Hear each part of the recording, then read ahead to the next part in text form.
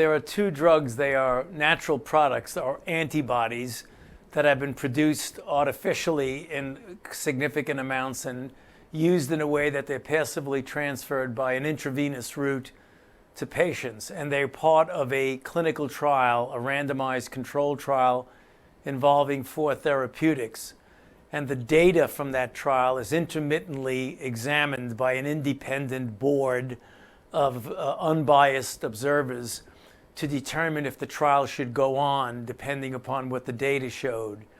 And on Friday, August the 9th, the Data and Safety Monitoring Board looked at the data and determined that 2 of the candidates among the 4 were highly significant in their ability to decrease the mortality of Ebola virus disease compared to the control arm as well as to the other antibody.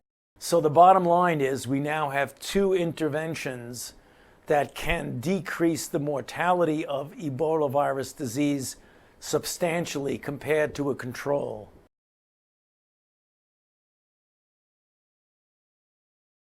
Cure, in my mind, can be interpreted by people that everyone who gets an intervention no longer has the disease. Ebola is a bit more complicated than that. Some people recover from Ebola without any intervention at all. What one can say with pure accuracy is that these interventions significantly decrease the percentage of mortality in Ebola virus disease. Some people might call that a cure. I tend to stay away from the word cure and merely say it's a major advance in the development of treatment of Ebola.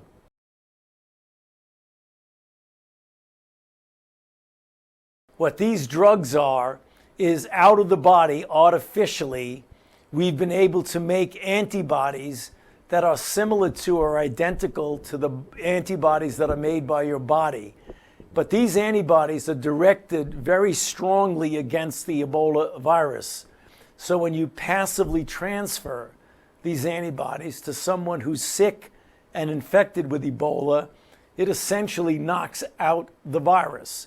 It binds to the virus, it neutralizes it, and it knocks it out.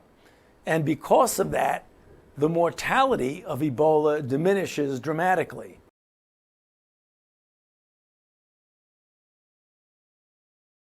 With one of the 2 drugs that we now know works, the mortality went down to 29%, and in the other one it went down to 30%. So that's a very significant diminution in mortality compared to the general situation in the DRC, as well as compared to the control arm of the trial.